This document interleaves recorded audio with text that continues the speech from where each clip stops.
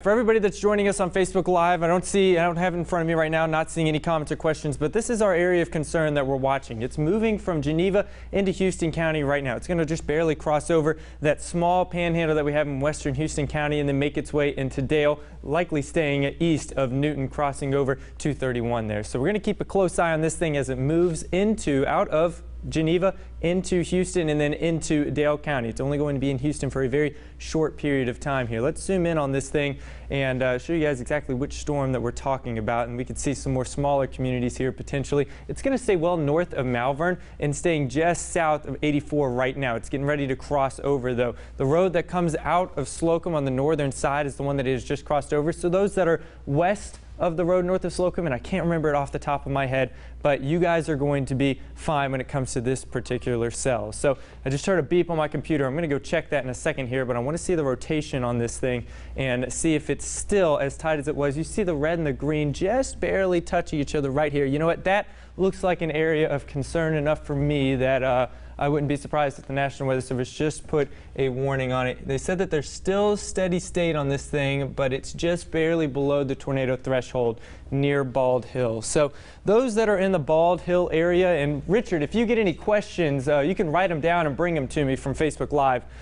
Those that are near the Bald Hill area, you guys want to make sure that you know where your safe place is. You know you've got your phone in hand, you're watching us on Facebook Live just in case the power goes out on your TV or something like that. Those that are near the Highway 84 corridor and between that and 231, you guys will also want to make sure that you know where your safe place is. Those that are near Midland City, you guys want to have your phone in hand, charged, ready to go, just in case the power goes out associated with this storm and you're not able to get those alerts in case a warning does come out for this particular storm. So National Weather Service hasn't put a warning on it just yet, but it is one that we're watching very, very closely here. So let me take it over to our radar scans and show you guys. It did have, just briefly, a bit of a hook to it and still does, but it's not super well defined. So it's got a semi-supercellular look to it, where these discrete cells usually have a higher tornado potential than when you have a long line of storms. But this is one, actually the only one right now that we're really watching super closely. There have been a couple of others that we kept an eye on, but this one was concerning enough to me that I decided we need to at least go Facebook Live with this and give some updates for you guys. Some of these storms have some brief heavy rain, but they really don't stick around for more than about 3, 4, 5 minutes or so, and that's about it. We're going to zoom out and show you guys the rest of the area where there are no active warnings here within our area right now. But if you go further to the west, there was a tornado warned storm in Santa Rosa County near Milton, Florida, but that has since moved its way into Covington County and didn't regather itself. Also numerous severe thunderstorm warnings west of I-65. If we go even further north, you actually see that there have been numerous tornado warnings as these storms crossed over I-65. There were quite a few warnings, and now they have weakened most of them, but there's still one south of Auburn that was tornado warned just about 10 minutes ago and now is severe thunderstorm warned. So that's going to be the trend over the next few hours. Most of these storms further north of our area are going to be weaker in nature compared to what they were just an hour or so ago. The ones on the southern side are going to have these small blips, just small areas of rotation that we have to watch very closely. I would expect these things to be extremely short-lived, these smaller storms that you see here in far southeast Alabama, those that are coming out of the panhandle of Florida, they would be very short-lived, typically weak in nature, but could be slightly on the stronger side. There's a lot of energy to work with here, but I'd say that the brevity of the situation is what you need to focus on here. So the warning probably would not be out for an extended period of time, but most of these cells have had just little bits of rotation within them here or there. It's the one that I was focused in on earlier that coming out of Geneva County, that was the one that had the most likely chance of becoming tornado warned. And you can tell, I'll zoom back in a little bit further on this thing, you can tell that it still has that slight hook to it south of 84, Bailey Crossroads area. You guys have had some tornadoes before. This thing just barely has a hook to it here north or right along Bailey Crossroads and points north and east of it heading toward US 84. So we're going to be keeping a close eye on this thing as it moves across Judge Logue Road, I believe is how you say that. That road and 84, you folks that are in the Judge Logue Road and 84 intersection, you guys need to be keeping a close eye on this storm. It is not tornado warned. There is some brief heavy rain within it, but it moves very quickly. It is out within just a couple of minutes of showing up within your area. So I was checking the National Weather Service chat. I heard a little ding ding again, and they're not saying anything about this storm right now. So we're going to check the velocity on this, and we'll do velocity first. I'm not seeing a whole lot out of that. So no red and green touching, but sometimes based on their movement and how fast they're moving, sometimes you got to use storm relative velocity. And it doesn't look like there is any concern with the storm relative velocity either there. It doesn't look like there's nothing that really sticks out right now. If we take it back just a few scans, then you would be able to see why we were so focused on this thing. There were, let's see, yeah, you saw that red and green blip right about here. That red and green were touching each other at that point right there, and that's why I decided to go Facebook Live with this, because it was just so close, too close to call for me not to be able to give you guys a heads up, a very quick heads up with this. So we'll probably go back off of Facebook Live in a second here, but the storm that I'm watching, and we'll go back to our radar. So you guys, we'll take you off of velocity and we'll go back to radar, is this one that's crossing over US 84 right now. It's in the Houston County Panhandle. It's just crossed out of Geneva County, and it's going to make its way a little bit further north. As it does so, it's going to cross toward Midland City. So those that are in Midland City and just south and east of you along 231, this is your all's extra heads up here, extra time to maybe get prepared for a potential tornado warned storm. We're not seeing it, it's not warned yet, and we've lost some of the rotation with it, but this has been the strongest one that we have had so far this afternoon. So that's the one we're going to be keeping a very close eye on. There was another one that was near the headland area, but that one I believe since has weakened, and I didn't see a whole lot with that one just a few seconds ago, but we're going to zoom in on you guys and bring that back over toward headland. So yeah, it's already moved through headland, and yep, so it's out of here. Doesn't look like much at this point. It's near the Newville area, just to the east of Newville, and I'm not seeing any hook associated with that, and doesn't look like we have any signs of rotation. No, it's all green there, so which is great news. So at this point, doesn't look like any of these storms have serious signs of rotation. I'm going to check the National Weather Service one more time and see what they have to say about the storms that are within the area. And they're not giving any additional information, which is great news. They're very good at communicating and giving us, and you can come over here if you want, Richard, I'll take that notepad. They're really good at communicating and giving us information on what's happening with these storms. Okay, so folks oftentimes will ask, how bad is it going to be in Hartford or Taylor or specific areas? That's really difficult to say. Exactly how bad it's going to be in one location. That's why we do a generalized forecast. Sometimes you can split it up east to west, north to south, that sort of thing. Right now, the western half of our viewing area is going to get it worse than the eastern half if anything happens. I think that the western half has a higher threat for severe weather. And I actually may bring up one of our other graphics to show that to you guys. So I'll take this off of here real quick. So this is what all the storms look like. Notice how Early County really hasn't got any serious storm activity. Those in southwest Georgia, the eastern side of the Panhandle, the Big Bend region hasn't seen any sort of storms just yet. But it's the ones that were closer to the I-65 corridor, and we mentioned that yesterday. That would be the highest threat for tornadoes throughout the day today. And we've had multiple that crossed over I-65 just south of Birmingham near Calera, Alabama. If you're traveling north, you always pass through that town.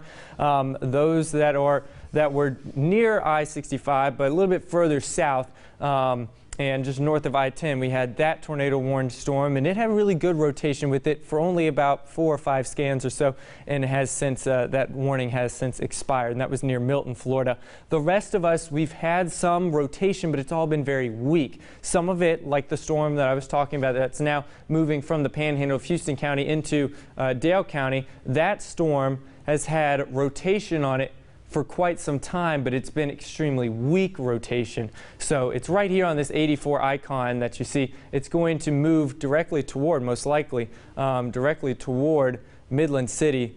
And let's see if there are any small areas. So it's crossing over 84 County Road, and I can't read that one, it's so small. County Road 563 and Bethlehem Road, that area is going to be the spot where this storm moves through. And we're going to check the velocity on this one more time and see what it's what its scans are saying. But at this point, it still has the hook to it, but it's all red. Doesn't look like we have the green that's touching. So you would want more green on this side and red on that side if you're looking for a tornado. And we don't have those two things touching right about here where the hook would be. So heard another little ding on the computer. That's an update from National Weather Service, and it may be either from Mobile or from Tallahassee. And it is from Mobile, which is great news for us. So yeah, this storm has definitely weakened since we first got on air, and that's why I didn't, or excuse me, on Facebook Live. That's why we didn't take it on air, because it didn't quite warrant TV cut-ins just yet, but wanted to give that extra heads up for everybody that maybe, you know, have your phone, you get that notification that says, hey, this is a Facebook Live, and we're going to be talking about the severe weather. And I know a lot of folks like to tune in and get that extra heads up, and that's what we wanted to do for you all today. So.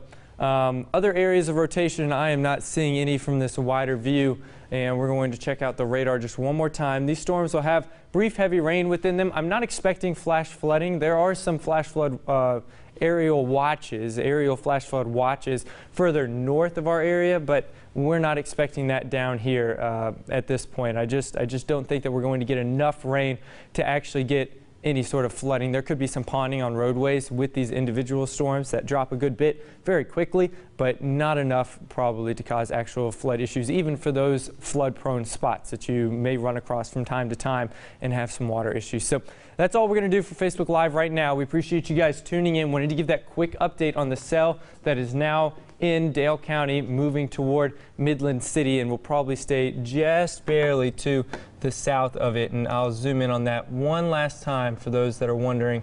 So yeah, it's going to move right along, right about here. So this is where the more area of rotation is going to be moving toward, is just south of Midland City. So we'll keep a close eye on this thing, but it does not look like it poses a threat any longer, at least for now. Doesn't mean that it can't later on, but there are others, like down in Slocum. There are more heavy storms near the community of Black, just to the east of you guys. Hartford getting some moderate rain, moving back into the southern side of your city. And we'll check out the velocities on these. There is this one down here near High Note, and that is going to be moving in the same direction between Esto and Black, so right over High Note most likely. And you know, that's definitely one to keep an eye on. Let's see if National Weather Service has said anything about it. And not seeing anything from them. So, but this would be another area that's just crossed, or is in the Ards Crossroads community and moving into High Note right along the Florida-Alabama state line. It's going to cross over Old Esto Road, County Road 4, East County Road 4 that is, and County Road 67 before it makes it to 167. So that's the one that goes straight through Hartford. So County Road, or excuse me, State Highway, so South State Highway 167. So that'll cross over that here within the next probably 15 minutes or so as it moves out of Holmes County and into Geneva. And we'll put it on radar here for you. So this is the storm that we're talking about right here, and it's starting to get a little bit of a hook to it. So maybe we won't go off Facebook Live. Maybe we'll stay with this one for a little bit longer and keep to it. So just a second.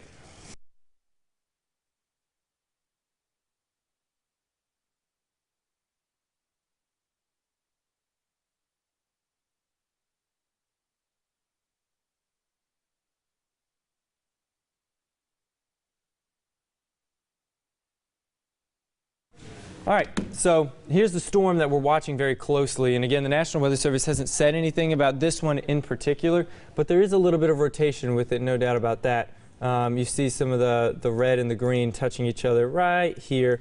And it's broad, it's not real tight. When we get much brighter values of green, and red touching each other, that's when we say that it's tight rotation. But when you have these more dull reds and greens that aren't super tight with each other. That's broad rotation. Broad rotation isn't enough to create to put out a tornado warning. You need it to be tighter. But if this storm does impact anybody, it's going to be near the Esto area, just to the west, crossing over. I think that, again, that's 167. So State Highway 167 in Geneva County to the east of Black and just to the west of Esto. That red and that green are touching each other in a couple of places here.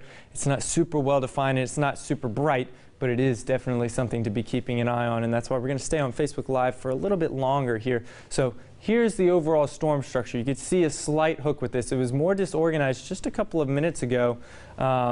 And there was the original storm that went through Black. That was the one that crossed Houston County and into Dale. Now this is the new one that we're watching right here. And it came out of the southwest and it's traveling in a northeasterly direction. So it's going to keep moving, and I'll zoom out a little bit here for you. It's going to keep moving probably toward or just to the northwest of the Dothan area. So right here, it's going to move in a direction like this. I'll try and zoom on down to it and then put a little tracker on there. And let me find that. There it is. So right here, as it's getting ready to move into Geneva County, and it's moving about this direction. So it could impact the Dothan area if this thing manages to hold together. But Hartford, you guys are west of this thing. No need for you guys to fret about this one. The Slocum area, those that are in Malvern, Taylor, you guys are all going to be part of the area that could be impacted by this. Newton, I do think it'll stay to the west of you all. Midland City, though, it may make its way up there towards you. But based on the fact that one that was a little bit further to the west made it up to Midland City, I do think that this one would have a higher possibility of going through the Slocum, Malvern area, maybe toward Dothan. So that's the one that we're watching right now, and it is officially into Geneva County. It looks like the most southern part of the storm within the next scan will have crossed all the way out of Holmes County and into Geneva County. So this is the next area of potential concern here. We'll take a look at the velocity and see what's going on there. And because this is a red box, I need to get that off of there so that way I can actually see the storm. So let's see, we're going to zoom on into it. Again, this is still south of Slocum, but it looks like it's starting to tighten up potentially as maybe. The red doesn't quite seem to be in the normal spot that we would expect here, but it's just northwest of Esto. So crossing over State Highway 167 right here, that is the area of rotation that we are, or potential rotation that we are watching. This one looks a little bit different than the normal look that I would expect out of a tornadic storm, but it's definitely there. There's something concerning, and I'm going to mention that to National Weather Service and see what they have to say. And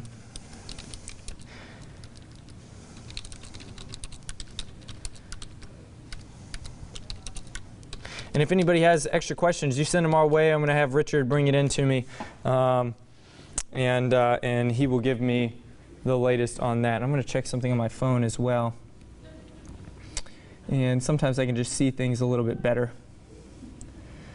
Yeah, you know, that's concerning enough to me that we may do a TV break in here in a minute. Jules, you're upstairs ready to go, right? All right. I'll give you the cue if we do, okay? Thank you very much. And Richard, if you have any extra questions coming from Facebook Live, send them my way. So, yeah, we're gonna stay on this one for a little bit here. And when you guys tune into the forecast later on tonight, you're probably not going to see a whole bunch of weather models. You're not going to see a whole bunch of timing things out, except for just the very short term. We're going to do more of radar intensive type of scans like what we're doing right now, and checking things out on radar as they're happening in real time, so we can give everyone updates on their area, where the heaviest rain is, where the areas of rotation are, that sort of thing. So this is the storm that we're watching right now in the Esto community, or just to the northwest of it, and it's crossing over State Highway 167 south of Hartford. And if it does continue moving in the direction it is moving, which is northeast, it would likely impact Slocum or the Malvern area, potentially even both here. So Geneva County, this storm is fully into your area now, and this is the one that we are watching the closest. Wednesday morning, some folks want to know about Wednesday morning. Yes, there is definitely the threat for severe weather Wednesday morning. It's going to look totally different than what we have in play right now. Right now it's all individual cells. So these are storms by themselves. Sometimes they group together, but it's not a big line of storms. And let me zoom out for you so you can see it one more time. Notice storm, storm, storm, storm, storm, storm, a whole bunch of different storms. Some of them, like I said, are starting to group together, like these ones up near Troy. Usually when that happens, your tornado threat starts to go down a little bit. If we zoom out even further, you could see that further north, it's a big conglomerate. Like it's just totally different at this point than what we have going on further south. So we've got more individualized storms. Usually those have a higher threat for tornadoes as well as damaging winds and hail. But once you get it to a line of storms, which is what we have coming Wednesday morning, sometime between 5 a.m. and 10 a.m. most likely, that pushes through with damaging winds being the most likely threat, and then weak embedded brief tornadoes in there that usually don't stay on the ground for more than a couple of minutes or so. And like I said, are on the weak side, usually about 100 to 115 miles per hour or less. That's still very, obviously, those are dangerous winds, and that's why we put warnings on them and tell people about them. But tornadoes can be significantly stronger than that, especially when they are individual storms. Oftentimes around here, though, we don't get anything much stronger than about 100 mile per hour winds. Pretty rare for us to get anything bigger or stronger than that. Newville and Headland looking better than they were just a short time ago. Let's see. So what the National Weather Service, I should have seen this, they call it side lobe contamination. The higher velocities aren't co-located with the higher reflectivity values. And so the radar sampling is basically, it's contaminated there. It's not lining up properly, and they've got more time to look at these things and more people to look at these things on a smaller scale. So I'm glad they pointed that out to me. Side lobe contamination can also be a confusing thing that really makes a storm that has a small hook to it, but the radar velocities are outside of the actual storm itself. And when that happens, that means that something else is interfering within it. So inside the storm, it's picking up on some things and reflecting back improperly and sends a bad signal. So you want it to actually happen within the storm itself, not on the side of it. And we'll see if that actually makes sense here. We'll see if it is happening just outside of the storm, and it kind of looks like it is at this point. So I'll take their word for it for sure, side lobe contamination associated with this thing, and it's not happening within the storm. That rotation isn't happening within the storm itself. So that's all we have for right now. They're not saying any extra things associated with these storms, so not seeing any other areas of concern. So we're going to hop off of Facebook Live, finish making the forecast for the rest of the day. If you do have questions, you can send them to my Matthew Wine WX Facebook page, and I'll always have get within probably 5 to 10 minutes get you an answer, usually, especially on a day like this, a little bit faster than that because I know that some folks are concerned. We did want to check Newville and Headland area, so I'll zoom in on that as my last thing and show you guys what's going on up there. Yes, they're definitely, let's see, southeast of Abbeville, a storm, but it doesn't look like any rotation associated with it right now. Headland, Newville, you guys are going to get a couple of other storms that bring in some heavy rain. Dothan just now getting in on some really heavy rain here. And now that this is more of a conglomerate of storms as opposed to one singular storm, it's going to last a little bit longer, especially since it's moving in a northeasterly trajectory here. So we'll play it out and see how it's kind of moving northeasterly. So now it's going to train over the same area from Malvern through Dothan up toward Kinsey and Headland, maybe as far north as Newville, but I think you guys are just far north of this, that you're not going to get as much training of the storms. And when I say training, it's just like a train. It goes over the same track time and time again. So this will be a pocket where we get a bunch of heavy rain over a probably 30-minute time span, if that. But heavy rain within 30 minutes can cause some ponding and bad issues on the roadway. So take it slow out there. If you're out there for the rest of the evening, there's going to be pockets of very heavy rain that can obstruct your view while you're driving and, of course, make the road slick as well. Just take it a little bit slower, be a little extra careful, put some extra space between you and the person in front of you. Brake early at those red lights or yellow lights. No need to run them as you're driving across the wiregrass today. So we visited a few different areas, not seeing any extra, and we'll just zoom in on the one near Abbeville one last time. And Richard, I'll get to you in just a second here.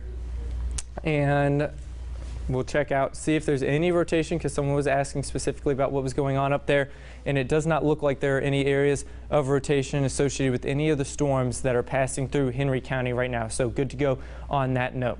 So thank you guys so much for tuning in. If there are more questions, again, you can send them directly to my weather page, Matthew Wine WX, on Facebook. You can send it to me on Twitter as well, and I'll answer you guys as fast as I possibly can. Usually I just have that little notification pop up on my phone, and I get to it right away. So again, we're going to be on this for the rest of the night. No necessarily imminent threats of severe weather right now, but there are still plenty of places that we're going to be, or plenty of chances for it through the rest of the evening, and we'll be keeping a close eye. When will it be out of the area? Officially, everything will be done by the time we get to noon tomorrow, probably as early as 10 o'clock, where everything should be clearing out. Southeast Alabama, probably clear out sometime around 9 a.m. at the earliest, 10 a.m. at the latest tomorrow morning.